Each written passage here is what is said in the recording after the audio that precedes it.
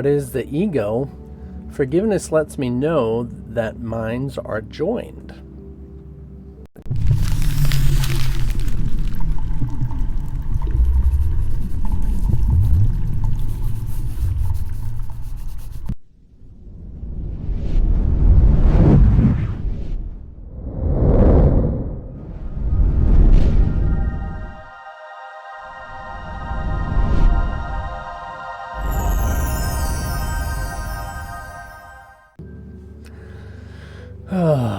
Of course, minds being joined. Oh no, what is that? Like we're one? Unification or something? What are we gonna really be going there?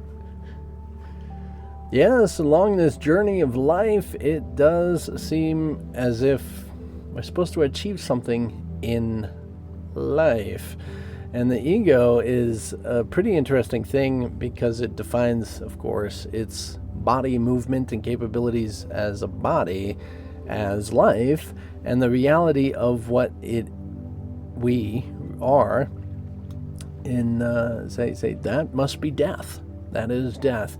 That is separate from me. That is apart. That is something I don't want. I want to live life as long as possible, and I gotta leave a legacy, and it's gonna be amazing. Gotta have children, gotta make all this wonderful stuff in the dream. And as much as in the dream it's conducive and purposeful, the interesting thing about the ego is that it is not apart from you. It is a part of you. And we have to emphasize that because we keep thinking that this ego thing is somehow like the devil. It's an apart from us. It's tempting us. It keeps saying these things to me. And we try and be teachers of A Course in Miracles, and we're speaking at the level that's necessary for us and for some others. And yet we don't completely grasp that what that level is, or insisting that others need to know a specific idea of what this ego is, or what any of this needs and what you need, is really just where we've put them. Right? We see in them what we want to see, and we see in ourselves. So using this ego, we're training and teaching how to get beyond the ego. And of course, until you actually forgive everything, you will not recognize what, say, is beyond the ego. You can't see beyond the world when you're using the mechanism that only allows you to see the world, the ego. So that's why forgiveness of everything and all the definitions of all existence, that's a lot, is surrendering the ego, surrendering the definition of physicality, the knowledge of good and evil. Opening up that gateway, that doorway to recognizing what is unified.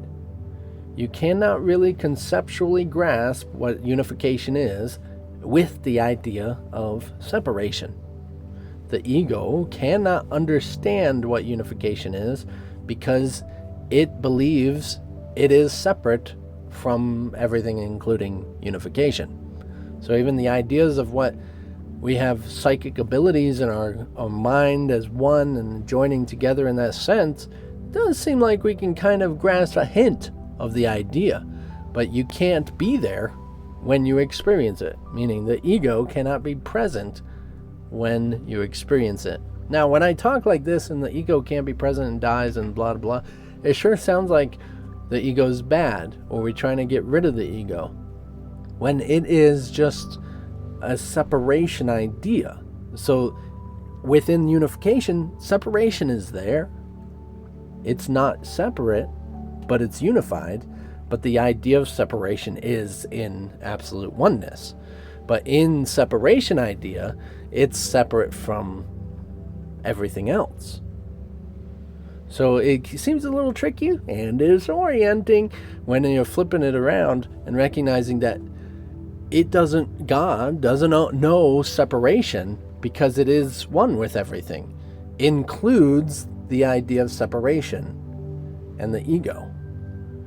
The ego, of course, when you're in it, distorts even these words and the text of A Course in Miracles to being, oh, there's a separate God and there's a separate ego. There's a separate world even beyond this one that I want to see, I want to experience, right? There's Christ that is, say, apart from me or outside of me because I'm the ego. And we like to make it all separate, but it's just the perspective of separation. So when you're letting go of the separation, it seems like the ego's death. It opens up into recognizing that even the ego lives in unity.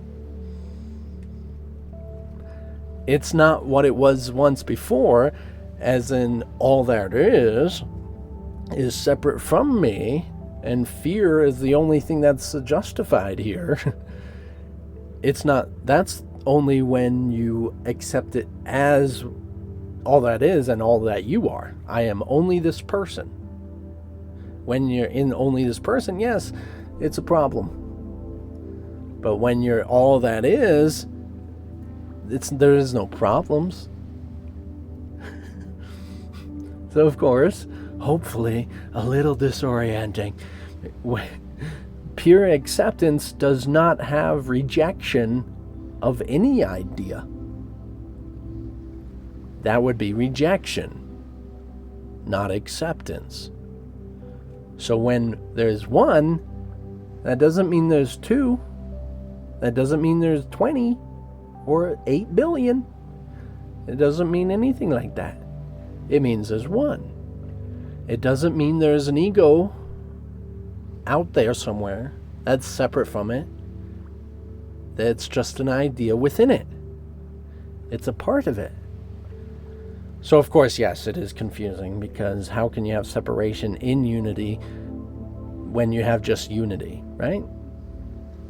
So it's going to be quite a ride in your experience of recognizing, accepting what unity actually is, because separation likes to make it into separation, not unity.